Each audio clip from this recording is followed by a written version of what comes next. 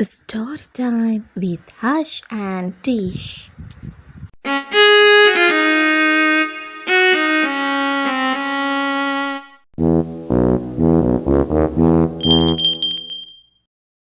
ආයුබෝවන් පුංචි පොඩිත්තනේ මේ ලැබුවා වූ අලුත් අවුරුද්ද ඔබ සැමටම නිරෝගී බව සතුට සහ සියලු යහපතින් පිරි සුබම සුබ නව වසරක්ම වේවා. ඉතින් පුංචි පොඩිත්තනේ හැමෝටම අවුරුදු තියෙනවා නේද?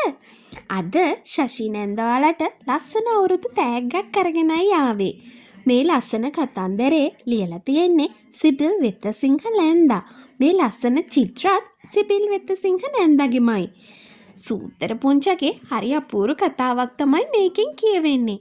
එහෙනම් අපි කතන්දරේ අහලයිමු නේද? අද කතන්දරේ නම තමයි අවුරුදු තෑගි. අවුරුදු ලබන වෙලාව ඉතාමත් කිට්ටුයි. අම්මා කුස්සියේ කිරිබත් හැදුවා. නැකතට කිරිබත් කන්න තාත්තත් එකතු වෙලා මේසේ ඇරියා. අලුත් ඇඳුම් ඇඳගෙන එන්න ඕන නැකතට අවුරුදුදා කිරිබත් කන්න. පුංචා අත්තම්මටයි මුත්තටයි අලුත් ඇඳුම් තෑගි දුන්නේ ඊට කලින්දා. අවුරුද්දට කිරිබත් කන නැකත් වෙලාවට අලුත් ඇඳුම් ඇඳගෙන එන්න කියලා. අවුරුද්ද ලැබුවා. පන්සලේ ගන්ටාරයේ ශබ්ද වුණා. රතිඤ්ඤ පිපෙරෙන හඬින් මුළු පළාතම දෙදුරුවා. අවුරුද්දට ඉස්සෙල්ලාම කෑම කන වෙලාව ළඟයි. පුංචා කෑ ගහලා කිව්වා, "මොත්තේ! අත්තම්මේ! කිරිබත් කන වෙලාව කිට්ටුයි. අලුත් ඇඳුම් ඇඳගෙන හනිකට එළියට එන්නකෝ." මේසේ උඩ කිරිබත් බන්දේසිය සුවඳ ගහනවා. කැවුම් සුවඳ ඒකට මුසු වෙලා අලුවා, අතිරස, කොකිස්, ආස්මි බන්දේසිය බොහොම පිළිවෙලට තිබුණා. වත්ත පහළ කෙසෙල් ගහේ හොඳට ඉදුණු කෝලි කුට්ටු ඇවරය නිසා අවුරුදු කෑම මේසේ තවත් ලස්සන වෙලා.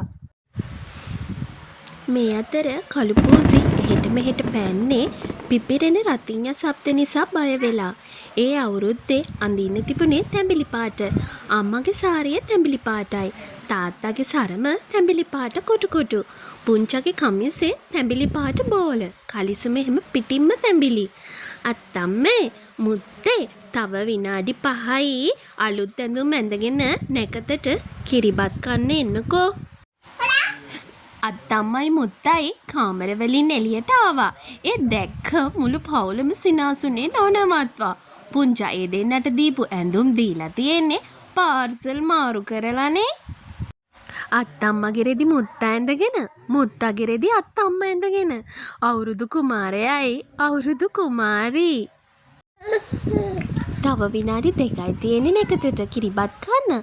දැන් නම් ඇඳුම් මාරු කරගන්න වෙලාවක් නැහැ. පුංචා කීවා. තාත්තා පොල් තෙල් පහන දැල්ලුවා. අම්මා කිරිබත් පිඟන් වලට බෙදුවා.